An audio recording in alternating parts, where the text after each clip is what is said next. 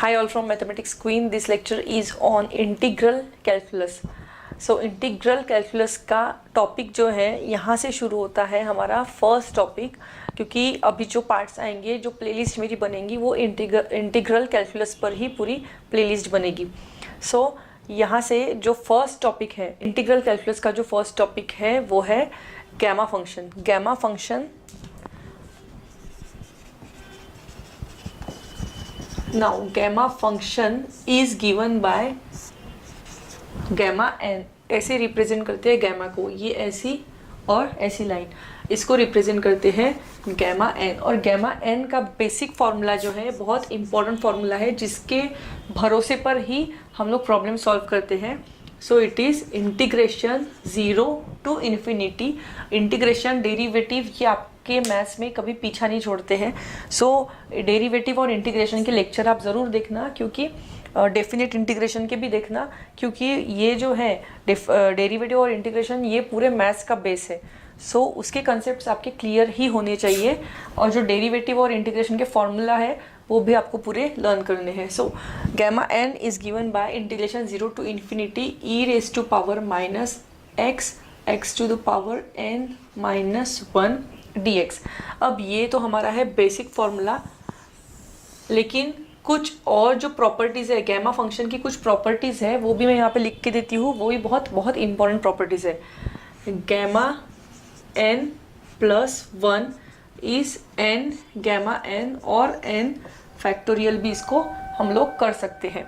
Now gamma n gamma 1 minus n is given by pi upon sine n pi. So ये भी important formula है, that gamma n and gamma 1 minus n, gamma n into gamma 1 minus n is equal to pi upon sine n pi. ये हो गए दो basic properties. अब दो basic चीज़ें आपको ध्यान में रखनी है कि गैमा 1 इज 1, गैमा 1 की वैल्यू जो है वो 1 ही रहेगी, एंड गैमा 1/2 अगर आता है so it is root pi. इतनी चीज़ें आपको ध्यान में रखनी है for solving gamma function. Now coming to basic problems. So gamma function use करके सॉल्व करने के लिए ये एक बेसिक प्रॉब्लम दिया है. अब ये जो प्रॉब्लम है इसको हमको जो एक वैल्यू दी है गैमा 1.8 की वैल्यू दी है, और दूसरे जो वैल्यू है वो फाइंड करनी है, तो हमें यूज़ करने पड़ेंगी उसकी प्रॉपर्टीज़. तो उसकी मेन प्रॉपर्टी जो थी, जो मैंने लिखा के दी थी, वो क्या थी? Gamma n plus 1 is n gamma n. ये मैंने लिखा दिया था. अब अगर मैं गैमा n को इस साइड रखती हूँ और n को उधर साइड लेके जाती हूँ, सो क्या बन जाएगा? अगर गैमा n को मैंने यहीं पे रखा और n को इसके अपॉन में लेके गई, मल्टीप्लिकेशन में है तो यहाँ जाके डिवीजन में आ जाएगा. सो इट गिव्स, सो ये वाले फार्मूला से हम लोग ये फार्मूला डिराइव कर सकते हैं. अब इसी को यूज़ करके हमको वैल्यू फाइंड करनी है -2.2 की, और तब तक करते जाना है जब तक 1.8 जो गिवन वैल्यू है वो नहीं आती. सो हमको निकालना है गैमा -2.2 इज इक्वल टू, अगर मैं इसमें पुट करती हूँ इस फॉर्मूला में, तो n की जगह क्या आ गया? -2.2. तो यहाँ पे भी n की जगह क्या आ जाएगा? -2.2 प्लस 1 अपॉन -2.2 आ गया. नाउ -2.2 प्लस 1 कितना होता है? अगर ये आप देखते हैं तो ये हो जाएगा -1.2. आपको नहीं आता होगा तो कैलसी पे डाल के देखो. देन अब यहाँ पे -2.2 जो डिनोमिनेटर का है वो तो मैंने अलग निकाल दिया. बचा कौन है ऊपर? -1.2. अब गैमा -1.2 है. इस इतने गैमा फंक्शन को मैं फिर से ये वाला फार्मूला अप्लाई करूँगी. मतलब ये फार्मूला आपको तब तक अप्लाई करते जाना है जब तक हमको गिवन प्रॉब्लम में जो गिवन वैल्यू है वो नहीं आ जाती. अब गैमा -1.2 को मैं लिख सकती हूँ फिर से -1.2 प्लस 1 अपॉन -1.2. ये जो पार्ट है, ये पार्ट में मैंने क्या किया? यही फॉर्मूला बार बार मैं अप्लाई करते जा रही हूँ. अब इसका एडिशन क्या आएगा? -1.2 प्लस 1, इट गिव्स -0.2. ये हो गया -0.2, और ये दोनों तो ब्रैकेट से हम लोग साइड में कर देते हैं -2.2 -1.2।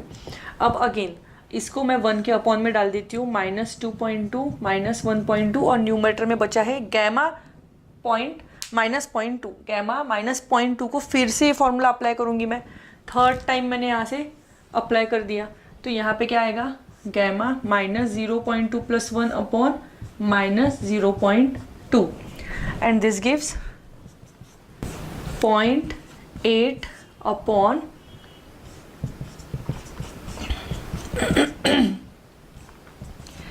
ये इतना आ गया।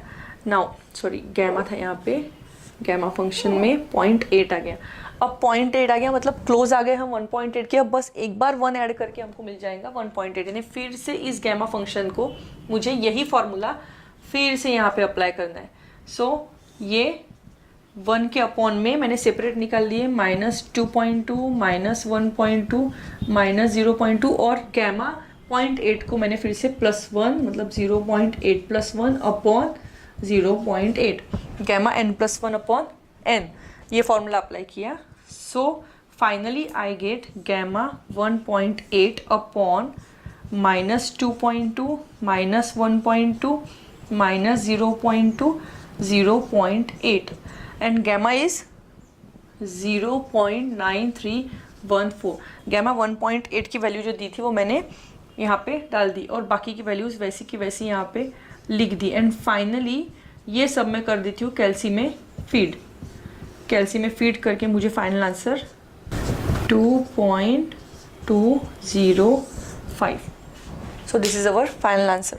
तो ऐसे हम लोग निकालते हैं, अगर कोई वैल्यू दी हुई होंगी और कोई वैल्यू फाइंड करने बोला होगा गैमा फंक्शन से, तो इसी टाइप से हम लोग उसकी वैल्यू निकालते हैं। लेकिन गैमा फंक्शन और भी इसमें वास्ट टॉपिक है और इवैल्यूएशन के और भी प्रॉब्लम आते हैं। इवैल्यूएट करने के लिए गैमा फंक्शन को अलग अलग इंटीग्रेशन के इक्वेशंस है, उनको इवैल्यूएट करने आता है, उनकी वैल्यू फाइंड करने आता है और उसमें 4 to 5 अलग अलग टाइप्स है गैमा फंक्शन की। तो ये बेसिक टॉपिक था गैमा फंक्शन के लिए, जो वैल्यू फाइंड करने वाला प्रॉब्लम है उसके लिए बेसिक टॉपिक था।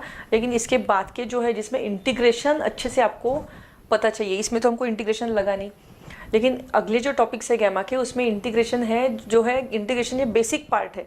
सो इंटीग्रेशन पक्का चाहिए, इसके लिए इंटीग्रेशन के टॉपिक्स आप देखिए और उसी के बाद गैमा फंक्शन के जो नेक्स्ट टॉपिक्स मैं अपलोड करूँगी उनको आप उस पर आप स्विच करिए। लाइक करिए, सब्सक्राइब करिए, बेल आइकॉन प्रेस करिए and bye for now, take care.